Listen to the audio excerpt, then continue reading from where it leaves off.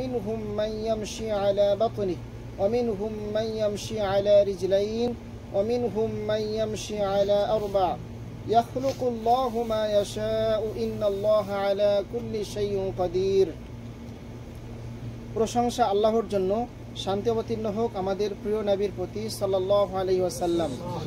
প্রিয় ভাইরা, আজকে আমরা সূরাতুন নূরের 45 থেকে নিয়ে 54 আয়াত পর্যন্ত আলোচনা করব, যা আমাদের আলোচনার আজকে নবম পর্ব।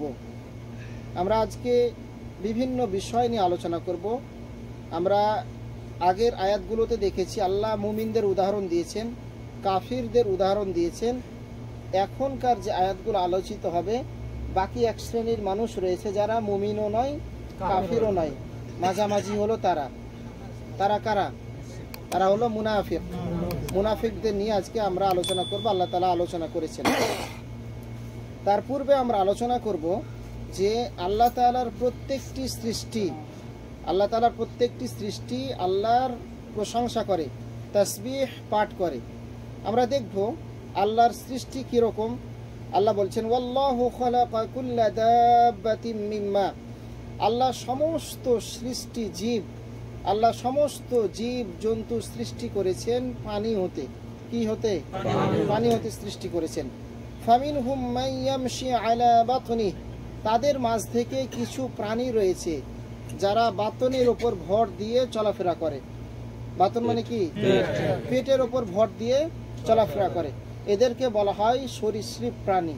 বইয়ের ভাষায় বলা হয় সরীসৃপ প্রাণী। যেমন আপনার কুমির হতে পারে, যেমন সাপ হতে পারে, এরকম আরও যে সমস্ত প্রাণীগুলো রয়েছে যাদের সোজা মেরুদণ্ড নেই, তারা পেটের উপর ভর দিয়ে চলাফেরা করে। আল্লাহ তাআলা এখানে উদাহরণ দিয়েছেন। ওয়ামিনহুম মান ইয়ামশি আলা রিজলাইন। কিছু জীব জন্তু রয়েছে যারা দুই পায়ে ভর দিয়ে চলাফেরা করে, যেমন মানুষ, যেমন আপনার মুরগি, হাঁস, বতক, পশু পাখি, এগুলো যেমন এরা দুই পায়ে ভর দিয়ে চলাফেরা করে। আল্লাহর সৃষ্টির অপরূপ দৃশ্য কত রকম দেখেন। আল্লাহ বলছেন এরপর ওয়ামিনহুম মান ইয়ামশি আলা আরবা। এর মধ্য থেকে কিছু এমনও রয়েছে যারা চলাফেরা করে আরবা, চার পা দিয়ে। আমরা দেখলাম প্রথমে আল্লাহ বললেন একটাও পা নাই, পরের আয়াতে বললেন তারা চলে কিভাবে? বুকের উপর ভর দিয়ে। দ্বিতীয় অংশে আল্লাহ বললেন যে তাদের দুটো ডানা আছে বা দুটো পা আছে। এরপর আল্লাহ বলছেন তাদের চারটা পা আছে। সেটা কি? চতুষ্প জন্তু, গরু, ছাগল, উট, দুম্বা, ভেড়া ইত্যাদি। এগুলো কে সৃষ্টি করেন? এগুলোকে চলার ক্ষমতা দেন কে? আপনার চারটা পা আছে ঠিকই, কিন্তু চারটা পা লুলা বা প্যারালাইসিস। দুইটা হাত আছে, দুইটা পা আছে, কোনোটাই কাজ করছে না। আল্লাহ সর্বশক্তিমান বিধায় আপনাকে এটা কার্যকর করে দিয়েছেন। আল্লাহ যদি আদেশ করেন যে এটা অকার্যকর হয়ে যাবে। হাত থেকেও দেখবেন মানুষ অনেকেই শক্তি নাই, হাতে বল পায় না। আল্লাহ বলছেন আল্লাহ ইয়াখলুকুল্লাহু মা ইয়াশা। আল্লাহ যা ইচ্ছা সৃষ্টি করেন। বলেন তো আল্লাহ ব্যতীত এরকম ক্ষমতা কারো আছে কি? এরকম সৃষ্টি করবে কারো ক্ষমতা নেই। এই যে আমরা হাত ভাঁজ করছি, এখানে আল্লাহ তাআলা কি দিয়েছেন? এই যে আমরা আঙ্গুলগুলোকে মুভ করছি, এখানে আল্লাহ তাআলা কি দিয়েছেন?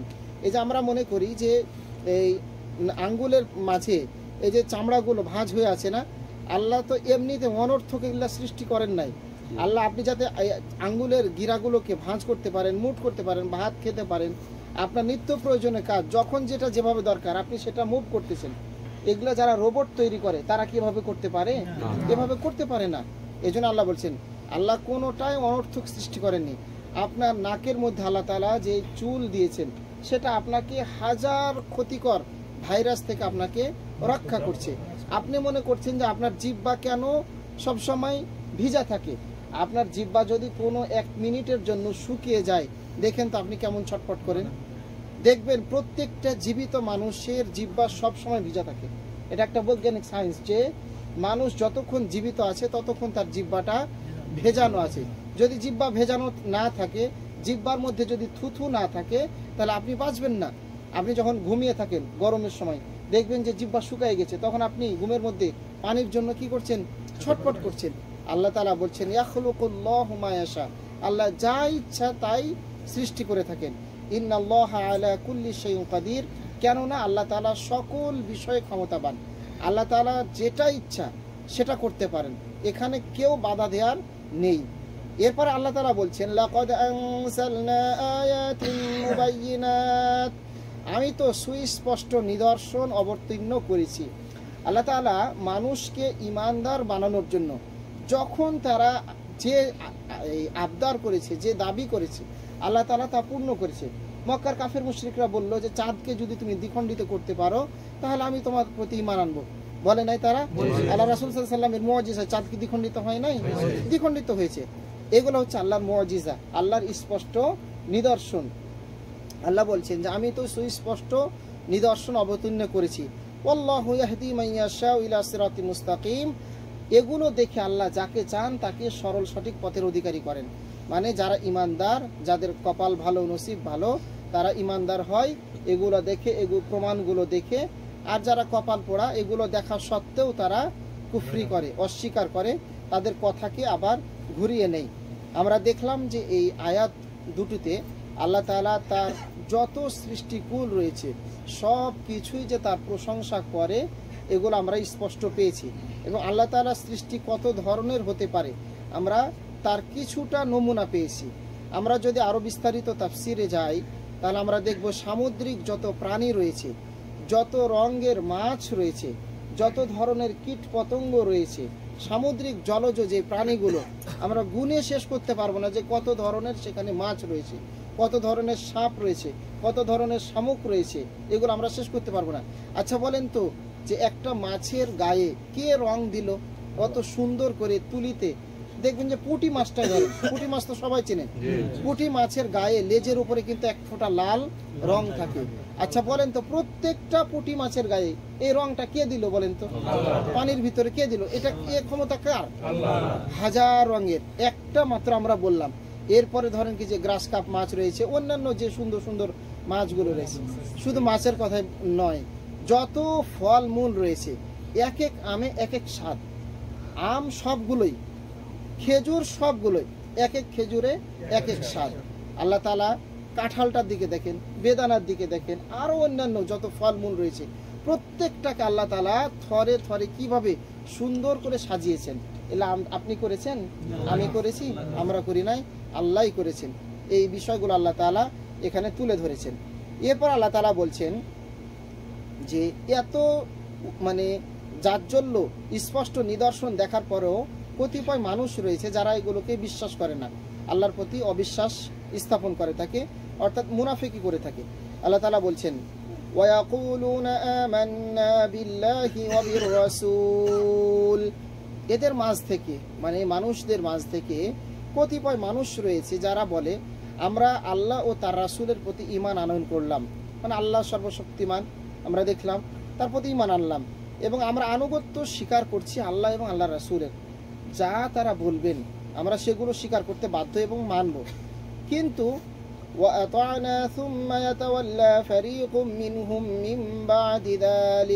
তারা মুখে স্বীকার করলেও অন্তরে তারা স্বীকার করেনি, এরপর তারা মুখ ফিরিয়ে নিবে আল্লাহর আয়াত থেকে, আল্লাহর হাদিস, রাসূল সাল্লাল্লাহু আলাইহি ওয়াসাল্লামের হাদিস থেকে তারা মুখ ফিরিয়ে নিবে। ثم يتولى فريق منهم من بعد ذلك وما أولئك بالمؤمنين, কিন্তু এরপর তাদের মধ্য থেকে এক দল মুখ ফিরিয়ে নিবে। কেন? তারা অন্তর থেকে এই কথাগুলো বলেনি, বস্তুত তারা মুমিন নয়, যেহেতু তারা অন্তর থেকে এটা বলে নাই। আর আমরা ঈমানের সংজ্ঞায় দেখেছিলাম আপনি অন্তরে যেটা বলবেন, মুখে স্বীকৃতি দিবেন আর কাজে বাস্তবায়ন করবেন। এরপর যখন বলা হয় ওয়াইদা দুউ ইলাল্লাহি ওয়া রাসূলিহি লিয়াহকুমা বাইনাহুম, যখন তাদেরকে ফয়সালা দেওয়ার জন্য আহ্বান করা হয়, ডাকা হয় আল্লাহ ও তার রাসূলের দিকে, যখন তারা কোনো বিষয় মতবিরোধ করে, ওটাকে যখন ফয়সালা মীমাংসা করার জন্য বলা হয় যে আসো আমরা কোরআন এবং হাদিসের ভিত্তিতে এই সমস্যার সমাধান করি, তখন তারা বলে ইদা ফারিকুম মিনহুম মুরিদুন, তখন তাদের একদল মুখ ফিরিয়ে নেয়। আমরা এগুলো কাদের পরিচয় পাচ্ছি? মুনাফিকদের পরিচয় পাচ্ছি। আমরা বলেছি যে 2 দিন আগে আমরা মুমিনদের নিয়ে কাফিরদের নিয়ে আলোচনা করেছিলাম, কালকে আমরা মুমিনদের নিয়ে আলোচনা করেছি, আজকে আমরা মুনাফিকদের নিয়ে আলোচনা করছি। আল্লাহ তাআলা ধারাবাহিকভাবে ব্যাখ্যায় আমরা আসছি পরে। এরপর আল্লাহ বলছেন ওয়া ইয়াকুল্লাহুমুল হাক্কু ইয়াতু ইলাইহি মুযঈনিন, আর সত্য তাদের সপক্ষে যদি হয়, তারা সুবিধাভোগী কিরকম? আর সত্য তাদের সপক্ষে হলে তারা বিনীতভাবে রাসূলের পক্ষে ছুটে আসে। অর্থাৎ বিচার ফয়সালাটা যদি তাদের পক্ষে আসে তখন তারা রাসূলের কাছে আসে, আর যদি তাদের পক্ষে রায় না আসে তখন আল্লাহকেও তারা মানে না, রাসূলকেও তারা মানে না। আফি কুলুবিহিম মারাদুন আম ইরতাবু আম ইয়াখাফুন, আল্লাহ বলছেন যে তাদের অন্তরে কি ব্যাধি আছে, তাদের অন্তরে কি রোগ আছে? হ্যাঁ, অবশ্যই তাদের অন্তরে রোগ আছে। রোগ না থাকলে কি তারা এরকম করে? নাকি তাদের অন্তরে সংশয় রয়েছে, সমস্যা রয়েছে যে সন্দিহান তারা, নাকি তাদের অন্তরে ভয় রয়েছে? এরপর আল্লাহ বলছেন আল্লাহ ও তার রাসূল তাদের প্রতি জুলুম করবেন। তারা মনে করে যে আল্লাহ এবং আল্লাহ রাসূলের কাছে গেলে আমরা ন্যায় বিচার পাবো না, এটা তারা মনে করে। আল্লাহ প্রশ্ন করছেন তারা কি সন্দেহ করে? 1 নম্বর। 2 নম্বর হচ্ছে তারা কি ভয় করে? 3 নম্বর হচ্ছে তাদের অন্তরে কি রোগ রয়েছে, অর্থাৎ আল্লাহ এবং তার রাসূল তাদেরকে ন্যায় বিচার করে দিবেন না, এটা কি তারা মনে করে? আল্লাহ রাসূল সাল্লাল্লাহু আলাইহি সাল্লামকে আল্লাহ বলছেন যে বাল উলাইকা হুমুয যালিমুন, তারা বরঞ্চ তারাই জালিম। আল্লাহ কারো প্রতি জুলুম করেন না, আল্লাহ কারো প্রতি বেইনসাফি করেন না, আল্লাহ সব সময় ন্যায়পরায়ণ, ন্যায় বিচার করে থাকেন। এরপর আল্লাহ বলছেন যে মুমিনরা কি বলে, এ কথাগুলো হলো মুনাফিকদের। এরপর আল্লাহ বলছেন যে মুমিনরা এরকম বলে না, কথা এবং কাজে তাদের মিল থাকে। আল্লাহ রাসূল সাল্লাল্লাহু আলাইহি সাল্লামকে আল্লাহ বলছেন ইন্নামা কানা কাউলাল মুমিনিনা ইযা দুউ ইলাল্লাহি ওয়া রাসূলিহি, মুমিনদের উক্তি তো হলো, মুমিনদের উদাহরণ হলো সেটাই যখন তাদের মধ্যে ফয়সালা করার জন্য, মীমাংসা করার জন্য আল্লাহ এবং তার রাসূলের দিকে ডাকা হয়, আহ্বান করা হয়। লিয়াহকুমা বাইনাহুম, মীমাংসা করার জন্য। আইয়াকুলু সামি'না ওয়া আতা'না, তখন তারা বলে যে আমরা শ্রবণ করলাম এবং মেনে নিলাম। আর ওখানে কাফিররা, মুনাফিকরা কি বলেছিল, মানে তাদের দিকে যদি বিচার আসে, রায় যদি তাদের দিকে আসে তখন তারা মানে, আর যদি তাদের পক্ষে রায় না আসে তখন তারা মানে না, মুখ ফিরিয়ে নেয়।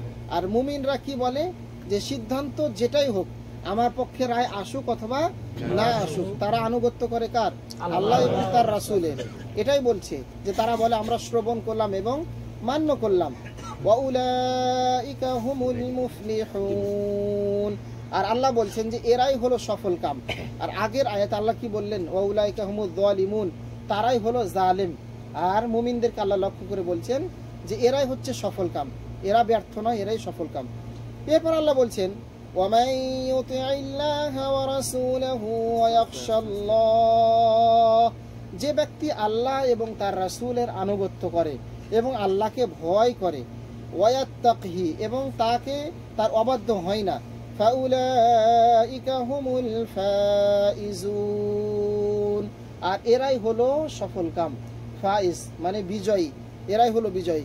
আগের আয়াতে আল্লাহ বললেন যে এরা হলো সফল কাম, আর এর পরের আয়াতে আল্লাহ বলছেন যে যারা আল্লাহকে বিশ্বাস করে, মানে, আনুগত্য করে, রাসূলকে মানে, আনুগত্য করে, এরাই হচ্ছে দুনিয়া আখিরাতে সব জায়গাতে এরা হচ্ছে বিজয়ী, সফল কাম। এখানে আমরা কিছু ব্যাখ্যা করব যে মুনাফিকদের প্রতারণা এবং তাদের প্রতি মুমিনদের আচরণ কেমন হওয়া উচিত, কিভাবে মুনাফিকরা আল্লাহর সাথে প্রতারণা করে থাকে। সূরা বাকারা আমরা নাম শুনেছি, তাই না? সেখানে শুরুর দিকে আল্লাহ বলছেন ইয়াখাদিউনাল্লাহা ওয়াল্লাযীনা আমানু, এই মুনাফিক শ্রেণীর লোকেরা তারা ঈমানদারদেরকে ধোঁকা দিতে চায়, আল্লাহকেও ধোঁকা দিতে চায়। ওয়ামা ইয়াখদাউনা ইল্লা আনফুসাহুম ওয়ামা ইয়াশউরুন, বস্তুত এরা আল্লাহকেও ধোঁকা দিতে পারে না, মুমিনদেরকেও ধোঁকা দিতে পারে না, বরঞ্চ তারা ধোঁকা দেয় কাকে? নিজেদেরকে। ওয়ামা ইয়াখদাউনা ইল্লা আনফুসাহুম ওয়ামা ইয়াশউরুন, কিন্তু তারা তা বুঝতে পারে না, মনে করছে যে আমরা আল্লাহকে ঠকাই দিলাম, মুমিনদেরকে ঠকাই দিলাম, কিন্তু না, তারা নিজেদেরকেই প্রতারিত করে, নিজেদের দিকেই ঠকিয়ে দেয়। এখানে যে বলা হলো যে যখন কোনো বিষয় তারা ফায়সালা করার জন্য আল্লাহ রাসূলের কাছে আসে, যখন তাদের পক্ষে রায় যায় তখন তারা মেনে নেয়, আর যখন তাদের পক্ষে রায়টা না যায় তখন তারা গর্ব করে, দম্ভ ভরে, তুচ্ছ তাচ্ছিল্য করে রাসূল সাল্লাল্লাহু আলাইহি সাল্লামের দরবার থেকে তারা বের হয়ে যায়, রাসূল সাল্লাল্লাহু আলাইহি সাল্লামের মীমাংসার ওখান থেকে তারা বের হয়ে যায়। এরপর আল্লাহ তাআলা বলছেন যে যদি তাদের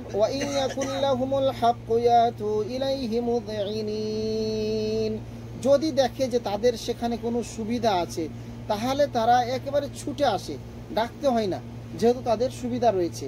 এটা মুনাফিকদের উদাহরণ দিয়ে আল্লাহ তাআলা এটা বলেছিলেন। আর তারা যে একেবারে জালেম, তারা যে একেবারে ব্যর্থ, এটা আল্লাহ তাআলা আগেই স্পষ্ট করেছেন। এখানে আমরা একটা হাদিস উল্লেখ করব যেটা কাতাদা রাদিয়াল্লাহু তাআলা বলছেন যে উবাদা ইবনে সামিত রাদিয়াল্লাহু তাআলা বলছেন, যিনি আকাবায় উপস্থিত ছিলেন, মানে আকাবার একটা শপথ গ্রহণ অনুষ্ঠান হয়েছিল, সেখানে উপস্থিত ছিলেন, এবং তিনি একজন বদরি সাহাবী, বদরের যুদ্ধে অংশগ্রহণ করেছিলেন, এবং আনসারদের মধ্যে একজন নেতৃস্থানীয় লোক, মানে মদিনার লোক, এইরকম একজন লোক মৃত্যুর সময় সিও, মানে তার ভাতিজা জুনাদা ইবনে আবু মাইয়াকে বলেন, তোমার ওপর কি কর্তব্য এবং তোমার কি দায়িত্ব রয়েছে তা কি আমি তোমাকে বলে দিব? তার ভাতিজাকে মৃত্যুর সময় উপদেশ দিচ্ছেন যে তোমার ওপর কি দায়িত্ব কর্তব্য রয়েছে, আমি কি তোমাকে বলে দিব? তিনি জবাবে বললেন, হ্যাঁ বলুন। তিনি বলছেন যে তখন তিনি বললেন, তোমার ওপর কর্তব্য হলো ধর্মীয় উপদেশ শ্রবণ করা এবং মান্য করা। কারণ মুসলিমদের পরিচয় হলো তারা বলবে ওয়াকালু সামি'না ওয়া আতা'না, আমরা শ্রবণ করলাম, শুনলাম এবং মান্য করলাম। আর ইহুদি নাসারা এদের পরিচয় হলো এরা বলবে যে সামি'না ওয়া আসাইনা, আমরা শুনলাম এবং মানলাম না, মানে পিঠ প্রদর্শন করলাম। আল্লাহ রাসূল সাল্লাল্লাহু আলাইহি ওয়াসাল্লামের এই সাহাবী এই কথাটাই বলছেন যে তুমি শ্রবণ করবে এবং মানবে। কখন? সুখের সময় শুধু, তোমার দিকে রায় যখন আসবে তখন শুধু, নাকি সব সময়ের জন্য? সব সময়ের জন্য। সেটা বলছেন কি যে যখন তোমার কঠিন অবস্থা থাকবে সে অবস্থায়ও তুমি ইসলামের উপর অবিচল থাকবে, সুবিধাবাদী হবে না যে আজকে ইসলামিক দল, ইসলামিক শাসন আমল আছে বিধায় আমি আজকে ইসলামের একজন সদস্য, যখন দেখব যে না ইসলামিক পরিবেশ নাই তখন আমি আমার রূপ পরিবর্তন করব, এমনটা যেন না হয়। এটা বলছে যখন কঠিন অবস্থা থাকবে তখনও ইসলামকে মান্য করবে, যখন সহজ অবস্থা থাকবে তখনও মান্য করবে।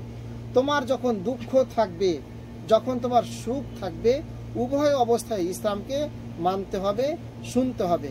দেখেন তো রাসূল সাল্লাল্লাহু আলাইহি সাল্লামের জামানায় যদি আমরা থাকতাম, চিন্তা করে দেখুন আজকে আমরা কত সুখে ইসলামটা পেয়েছি।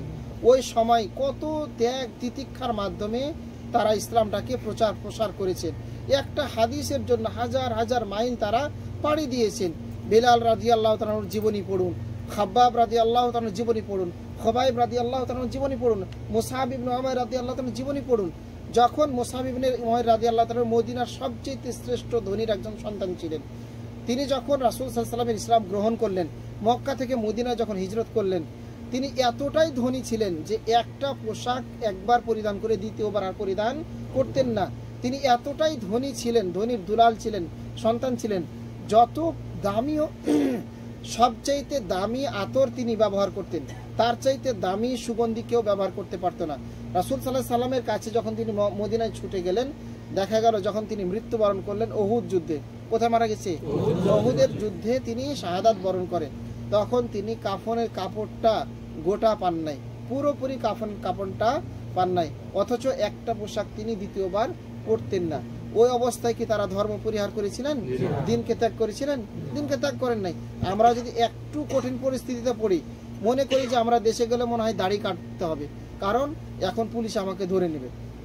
পুলিশে ধরুক না কেন, আপনাকে ধরে জেলে নিয়ে যাক, আপনাকে যাচাই বাছাই করুক, তদন্ত করুক, জানুক আপনি কেমন মুসলিম। টাকনুর নিচে পায়জামা আপনি পরেন কেন?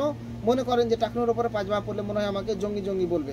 আপনি জোরে আমিন বলতে ভয় পান, বুকে হাত বাঁধতে ভয় পান কেন? আপনি মনে করবেন যে আপনাকে জঙ্গি বলবে, বা বিভিন্ন ট্যাগ লাগিয়ে আপনাকে ক্ষতি করার চেষ্টা করবে। এরকমের নাম প্রকৃত মুমিন নয়। আপনি যা শুনবেন সুখের অবস্থায় মানবেন, দুঃখের অবস্থায়ও মানবেন। এটাই আল্লাহ তাআলা এই আয়াতগুলোর মধ্যে উল্লেখ করেছেন। আমরা এখানে দেখব আরেকটা হাদিস। আল্লাহ রাসূল সাল্লাল্লাহু আলাইহি সাল্লাম আবু দারদা রাদিয়াল্লাহু তাআলা বলছেন যে আল্লাহর আনুগত্য ছাড়া ইসলাম নেই। আপনি ইসলাম মানতে হলে আমরা দেখেছি যে ইসলাম শব্দের অর্থ আমি যদি জিজ্ঞেস করি এখন আপনাদেরকে, তাহলে আপনারা বলবেন যে শান্তি। ইসলাম শব্দের অর্থ কিন্তু শান্তি নয়। ইসলাম শব্দের অর্থ শান্তি নয়। ইসলাম শব্দের অর্থ হলো আত্মসমর্পণ করা। ইসলাম শব্দের অর্থ কি? আত্মসমর্পণ করা। যে ব্যক্তি ইসলাম গ্রহণ করে সে হলো মুসলিম। মুসলিম শব্দের অর্থ হলো আত্মসমর্পণকারী। যে ব্যক্তি ইসলাম মানে, ইসলামের মধ্যেই রয়েছে শান্তি, এ কথা ঠিক, কিন্তু ইসলাম শব্দের অর্থ শান্তি নয়। সালাম শব্দের অর্থ শান্তি। তাহলে এখানে আপনার উচিত হবে, আপনি যখন নিজেকে মুসলিম পরিচয় দিচ্ছেন, ইব্রাহিম আলাইহিস সালাম নিজেকে মুসলিম পরিচয় দেয় নাই? নিজেকে মুসলিম পরিচয় দিয়েছেন যে হানিফা মুসলিমা, আমি একনিষ্ঠ মুসলিম, মানে একনিষ্ঠ আত্মসমর্পণকারী। আল্লাহ যে সিদ্ধান্ত দিয়েছেন কোরআন এবং হাদিসে, সেটা আমার পক্ষে আসুক অথবা বিপক্ষে যাক, আমার পক্ষে আসুক অথবা না আসুক, আমি সেখানে কি করব? আত্মসমর্পণ করব। এর নাম হচ্ছে মুসলিম। এই আয়াতে আল্লাহ তাআলা এই বিষয়টি একবার স্পষ্ট আকারে তুলে ধরেছেন। এরপরের আয়াতে আল্লাহ তাআলা বলছেন 53 নম্বর আয়াতে, ওয়া আকসামু বিল্লাহি জাহদা আইমানিহিম, তারা দৃঢ়ভাবে আল্লাহর শপথ করে বলে, শক্তভাবে আল্লাহর শপথ করে বলে, লাইন আমারতাহুম লা ইয়াখরুজুন্না, তুমি তাদেরকে আদেশ করলে তারা বের হবেই। মুনাফিকরা দৃঢ় শপথ করে এমন ভাবে কসম করে মনে হয় যে এখনই তারা জিহাদের ডাক দিলে বের হয়ে যাবে, কিন্তু প্রকৃত অর্থে তারা প্রস্তুত নয়, বের হবে না। প্রকৃতপক্ষে উহুদের যুদ্ধে আল্লাহ রাসূল সাল্লাল্লাহু আলাইহি সাল্লাম কতজন সাহাবীকে নিয়ে বের হয়েছিলেন? 1000 সাহাবীকে নিয়ে বের হয়েছিলেন। ওখান থেকে কতজন পিছনে টান দিয়েছিল? 300 জন। কার নেতৃত্বে? ওই সালুলের নেতৃত্বে। সব জায়গায় ওই শয়তানি করছে। আব্দুল্লাহ ইবনে উবাই ইবনে সালুল ও ভুলভাল বুঝিয়ে মদিনার গভর্নর হওয়ার জন্য যে মানে জীবন দেওয়া দরকার কি, আর এদিকে কাফের মুশরিকরা মক্কার, এরা খুব মানে প্রতিশোধ পরায়ণ হয়ে আছে। বদরের যুদ্ধে হেরেছে না? 317 জনের কাছে 1000 হেরেছে না? এর প্রতিশোধ নেওয়ার জন্য আবার ফিরে তেড়ে এসেছে মদিনায় একেবারে মারার জন্য। তো দেখা গেছে যে এরা মুখে এমন ভাবে বলে, আমাদের মাঝে আপনাদের মাঝে দেখবেন কতিপয় মানুষ আছে, আপনি যখন বিপদে পড়েন নাই, যখন আপনার ভালো দিনকাল চলছে, তাহলে আপনার এত বিপদে এত বন্ধু ভালো, খুব কাছের বন্ধু, খুব ক্লোজ ফ্রেন্ড, মনে হয় আপনার জন্য জীবন দিয়ে দিবে, কলিজা কেটে খাওয়াবে। যখন আপনি একটু বিপদে পড়ে দেখবেন যে আপনার থেকে দূরে দূরে থাকবে। টেলিফোন দেখছে যে কল করছেন, ফোনটা উঠাবে না, যাতে আপনি মনে করেন যে কি বুঝতে পারে নাই, মনে হয় সাইলেন্ট ছিল। আচ্ছা সাইলেন্ট ছিল, পরে তো কলটা ব্যাক করা দরকার। এরা কারা? মুনাফিক। মুনাফিক। দেখেন তাদের উদাহরণ আল্লাহ কিভাবে দিচ্ছে। ওয়া আকসামু বিল্লাহি জাহদা আইমানিহিম, তারা আল্লাহর নামের শপথ করে বলবে যে আমরা প্রস্তুত, আমরা প্রস্তুত। লাইন আমারতাহুম, যদি আপনি আদেশ করেন, লা ইয়াখরুজুন্না, আমরা বের হয়ে যাব যে কোনো মুহূর্তে, 24 ঘন্টা আমরা প্রস্তুত রয়েছি। কুল লা তুকসিমু তাআতুম মা'রুফা, তুমি বলো শপথ করো না, যথার্থ আনুগত্যই কাম্য। খামাখা শপথ করি না, শপথ করার দরকার নেই, কসম করার দরকার নেই, কসম কাটার দরকার নেই। তুমি আনুগত্য করো তাহলেই হবে। তোমার প্রমাণ করবে কিসে? কাজে। তোমাকে কসম করতে হবে এমনটা নাই। ইন্নাল্লাহা খাবীরুম বিমা তা'মালুন, নিশ্চয় আল্লাহ তাআলা তোমরা যা করো সে বিষয়ে আল্লাহ তাআলা খুব ভালোভাবেই জানেন। তুমি মুখে এক কথা বলছো, অন্তর আর এক কথা আছে, এটা আল্লাহর কাছে গোপন করতে পারবে না। ইন্নাহু আলিমুম বিযাতিস সুদূর, অন্য জায়গায় আল্লাহ বলছেন যে আল্লাহ অন্তর্যামী, আপনার সদরের মধ্যে, আপনার অন্তরের মধ্যে কি আপনি ভাবছেন সেটা আল্লাহ তাআলা জানেন। সর্বশেষ যে আয়াত বলে আজকের আমরা আলোচনা শেষ করব, সেখানে আল্লাহ তাআলা বলছেন 54 নম্বর আয়াত, কুল আতিউল্লাহা ওয়া আতিউর রাসূল, বলো তোমরা আল্লাহর আনুগত্য করো এবং রাসূলের আনুগত্য করো। এ দুটা বাদ দিয়ে পৃথিবীর যাকে আপনি আদর্শ গ্রহণ করেন আপনি সফল হবেন না। আপনাকে আল্লাহর দিকে ফিরে আসতেই হবে। আর আল্লাহ একজন ব্যক্তিকে আমাদের জন্য মনোনীত করেছেন, চূড়ান্ত করেছেন, আর আইডল হিসেবে, মডেল হিসেবে তিনি হলেন আমাদের নবী মুহাম্মদ সাল্লাল্লাহু আলাইহি ওয়াসাল্লাম। প্রত্যেক জাতির জন্য আল্লাহর পছন্দসই একজন ব্যক্তিকে আল্লাহ পাঠিয়েছেন নবী হিসেবে, আর আমাদের জন্য যিনি এসেছেন মুহাম্মদ সাল্লাল্লাহু আলাইহি ওয়াসাল্লাম। ওটাই আল্লাহ বলছেন বারবার, কুল আতিউল্লাহ, তোমরা বলো যে আমরা আল্লাহর আনুগত্য করলাম এবং রাসূল সাল্লাল্লাহু আলাইহি ওয়াসাল্লামের আনুগত্য করলাম। ফাইন তাওয়াল্লাউ, যদি তোমরা মুখ ফিরিয়ে নাও, ফাইন্নামা আলাইহি মা হুম্মিলা ওয়া আলাইকুম মা হুম্মিলতুম, যদি তোমরা আল্লাহ এবং তার রাসূলের পথ মত থেকে তোমরা যদি মুখ ফিরিয়ে নাও, তাহলে তার উপর অর্পিত দায়িত্বের জন্য সে দায়ী, অর্থাৎ এর পরিণাম কি হবে তার জন্য তুমি নিজেই দায়ী। আমি যদি আল্লাহ এবং আল্লাহ রাসূল সাল্লাল্লাহু আলাইহি ওয়াসাল্লামকে না মানি, আনুগত্য না করি, এর পরিণতি যদি আমার জাহান্নাম হয়, সেটার জন্য দায়ী কে? আমি। আপনাকে আকল দেওয়া হয়েছে, জ্ঞান দেওয়া হয়েছে, এটা ভালো রাস্তা, এটা খারাপ রাস্তা, এ পথে গেলে আপনি সুন্দরভাবে যেতে পারবেন, আর এ পথে গেলে কাঁটা আছে, জীবজন্তুর উপদ্রব আছে, বাঘ আছে, ভালুক আছে, ইত্যাদি আছে। আপনি কোন পথটা বাঁচবেন? এই ডান পথটাই তো বাঁচবেন। আল্লাহ তো আপনাকে বলেই দিয়েছে যে আল্লাহ এবং তার রাসূলের পথ আনুগত্য করো, তাহলেই সফল কাম হবে। আর যদি তোমরা এই পথ অবলম্বন না করো, এর পরিণতি যা হবে সেটা তোমাদের কর্মের ফল, তোমাদেরই কর্মের ফল। ওয়া আলাইকুম মা হুম্মিলতুম, তোমাদের উপর অর্পিত দায়িত্বের জন্য তোমরা দায়ী। ওয়া ইন তুতিউহু তাহতাদু, তোমরা যদি তার পথ অনুসরণ করো, রাসূল সাল্লাল্লাহু আলাইহি ওয়াসাল্লামের পথ অনুসরণ করো, তাহলে অবশ্যই তোমরা সুপথ প্রাপ্ত হবে। রাসূল সাল্লাল্লাহু আলাইহি ওয়াসাল্লামের পথ অনুসরণ করে কেউ জাহান্নামী হবে এটা বলা যাবে না, কারণ আল্লাহই বলছেন তোমরা যদি রাসূলের আনুগত্য করো তাহলে অবশ্যই মানে সুপথের প্রতীক হবে, অবশ্যই সফল কাম হবে। ওয়ামা আলার রাসূল ইল্লাল বালাগুল মুবিন, আর আমি তো কেবল এটাই আদেশ করেছি রাসূলদেরকে যে সেটা তারা পৌঁছে দিবে, স্পষ্টভাবে তাদের দাওয়াত পৌঁছে দিবে। জোর জবরদস্তি করে কেউ কাউকে ঈমান আনাতে পারে না, হেদায়েত করতে পারে না। রাসূলদের দায়িত্ব হলো ইন্নামা আলাইকাল বালাগ, যে আমি তোমাদের কাছে শুধু পৌঁছে দিয়েছি, মেসেজ আল্লাহর পক্ষ থেকে, ওয়াহি আল্লাহর পক্ষ থেকে এসেছে, আমি তোমাদের কাছে এটি শুধু পৌঁছে দিয়েছি। এর বাইরে আমার আর দায়িত্ব নেই যে আমি তোমাদেরকে জোর করে ইসলাম গ্রহণ করাবো। আল্লাহ রাসূল সাল্লাল্লাহু আলাইহি ওয়াসাল্লাম থেকে কখনোই প্রমাণিত হয়নি যে তিনি কাউকে কখনো জোর করে ইসলাম গ্রহণ করিয়েছেন। সবাই জেনে শুনে সজ্ঞানে একেবারে ভালোভাবে তারা নিজে থেকে ইসলাম গ্রহণ করেছে। আমরাও কাউকে এটা চাপ প্রয়োগ করি না যে আপনি জোর করে ইসলাম গ্রহণ করুন। আমরা দেখেছি যে মুনাফিকদের একটি বৈশিষ্ট্য হলো তারা মিথ্যা কথা বলবে। আমরা মুনাফিকদের 4টি বৈশিষ্ট্য দেখেছিলাম, তাই না?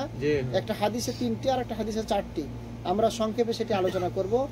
ইদা হাদাসা কাযাব, যখন সে কথা বলে মিথ্যা বলে। ওয়া ইদা ওয়াআদা আখলাফা, যখন সে ওয়াদা করে তখন সে ভঙ্গ করে। ওয়া ইদা আতুমিনা খানা, যখন সে তার কাছে আমানত রাখা হয় তখন সেটা খেয়ানত করে, আমানতের রক্ষা করে না। এরপর 4 নাম্বার, যখন সে ঝগড়া করে তখন গালি দেয়, যখন ঝগড়া করে অশ্রাব্য ভাষায়, অশ্লীল ভাষায় গালি দেয়। তাহলে প্রথমেই যেটা পেয়েছি মুনাফিকদের লক্ষণ, ইদা হাদাসা কাযাবা, কথা বললেই মিথ্যা বলে। আল্লাহ এটাই এখানে বলেছেন যে লা তুকসিমু তাআতুম মারুফা, তোমরা শপথ করো না, তোমাদের শপথ করার দরকার নেই, কাজে তোমরা প্রমাণিত করো। কাজে প্রমাণিত করলেই বোঝা যাবে যে হ্যাঁ তোমরা সঠিক পথে আসো কি আসো না। তারা এই শপথটাকে ঢাল হিসেবে ব্যবহার করে। আল্লাহ তাআলা অন্য জায়গায় বলছেন ইত্তাখাযু আইমানাহুম জুন্নাহ, মুনাফিকরা শপথ করে কেন? নিজেদেরকে বাঁচানোর জন্য, নিজের অপরাধটাকে ঢাকার জন্য, নিজের দোষটাকে ঢাকার জন্য তারা মিথ্যা শপথ করে থাকে, মিথ্যা কসম করে থাকে। এই জন্য আমরা নিজেরাও এইরকম মিথ্যা কসম করা থেকে বিরত থাকব। আমরা আল্লাহ তাআলার কাছে দোয়া করছি, আল্লাহ তাআলা যেন আমাদেরকে আজকে যা আলোচনা করা হলো সেগুলোর উপরে আমল করার তৌফিক দান করেন। বিশেষত কথা এবং কাজে যেন আমরা মিল রাখি। আমরা সুখের অবস্থাতেও ইসলাম মানব, দুঃখের অবস্থাতেও ইসলাম মানব। মানুষ অতি সুখে থাকলে দেখা যায় যে নামাজ রোজা করে, আবার অতি দুঃখে থাকলে নামাজ রোজা করে, আবার দেখা যায় সুখে থাকলে নামাজ রোজা করে না, দুঃখে থাকলে অভিমানী, আল্লাহর উপর রাগে আবার কেউ কেউ নামাজ রোজা কিছুই করে না, যে আল্লাহ কি আমার দিকে দেখতে পায় না, আল্লাহ কি আমাকে দেখে না। এত বিপদের পর বিপদ, এত অভাবের পর অভাব, সমস্যার পর সমস্যা আমার উপর একটার পর একটা আসতেই আছে। এভাবে তারা ইমানটাকে হারিয়ে দেয়, নষ্ট করে দেয়। আমরা আল্লাহর কাছে দোয়া করছি, আমরা সর্বাবস্থায় আল্লাহর নিকট আত্মসমর্পণ করব, আনুগত্য করব, যেটাতে আমার কল্যাণ রয়েছে সেটাতেও প্রত্যেকটাতেই কল্যাণ রয়েছে। হয়তো সেটা আমরা বাস্তবে বুঝতে পারি অথবা বুঝতে পারি না। এই আশাবাদ ব্যক্ত করে আল্লাহর কাছে দোয়া করছি, আল্লাহ তাআলা যেন আমাদের সিয়ামগুলোকে কবুল করে নেন, আল্লাহ তাআলা যেন আমাদের এই আমলগুলোকে কবুল করে নেন। সাল্লাল্লাহু আলাইহি ওয়াসাল্লাম আলা নবিয়িনা মুহাম্মদ ওয়া আলা আলিহি ওয়া সাহবিহি আজমাইন। আসসালামু আলাইকুম ওয়া রাহমাতুল্লাহি ওয়া বারাকাতুহু।